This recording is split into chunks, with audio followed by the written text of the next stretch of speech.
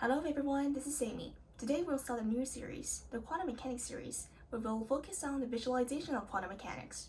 Also, under the video, I'll share all the scripts I use for visualization. Okay, so enough for saying, let's get started. As you see, in the title of the video, we'll talk about state vector today. So what is a state vector? A vector, that is expressed by both direction and magnitude.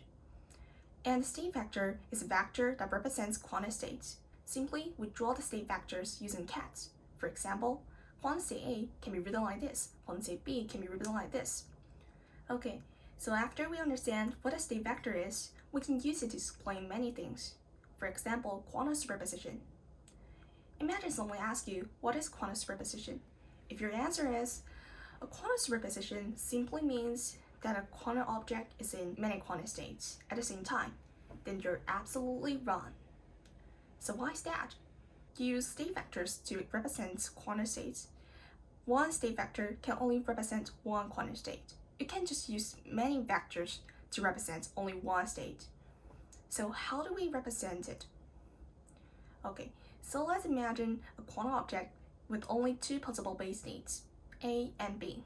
We actually define superposition a linear combination of quantum states. To be specific, a random superposition can be represented as psi equals to alpha A plus beta B, where alpha and beta are complex numbers, and nor alpha squared plus nor beta squared equals to 1.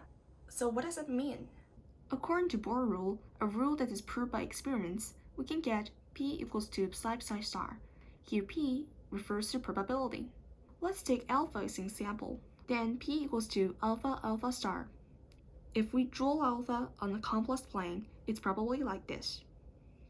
Then alpha equals to A plus BI. So P equals to A plus BI multiply A minus BI. And we calculate this. That is A squared plus B squared. So look at the picture carefully. And you can see here P equals to nor alpha squared. Nor here means the length of the vector that represents alpha. Okay, so now I'll talk about my visualization tool. Okay, so in short, this project can help you to visualize the superposition by state vectors, like we say in the example. So how do we do that? Firstly, we need to input a value of alpha.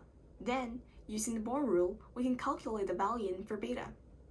Then, we create a vector for superposition that actually visualizes it. Let's run it for a while. Say that, firstly, we randomly pick a value for a complex number alpha. Then, the project will calculate what is beta. Lastly, we get a vector, and it shows in the coordinates.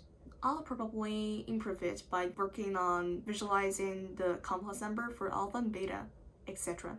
So you can click the link under the video to see how's the progress. How do we explain quantum entanglement? So before that, please think about the question, how do we represent multiple quantum systems? There are two state vectors for two particles, we say. Then we simply need to combine the vector spaces. Once we combine the vector spaces, if there are two states possible for both particles, then we need a four-dimensional space to visualize all these, so maybe I cannot visualize this. I'm sorry about that. Let's take an example of Alice and Bob. Alice have two possible states, A and B, and Bob also have two possible states, C and D. We use tensor product, which is a useful tool for us to combine these spaces. Then we see Alice is in the superposition of A and B. Bob is also in the superposition of C and D. Then we combine the spaces. Also can be written in this form. You can see there are four states possible, so this is a four-dimensional space. What if they're entangled? How do we represent it again?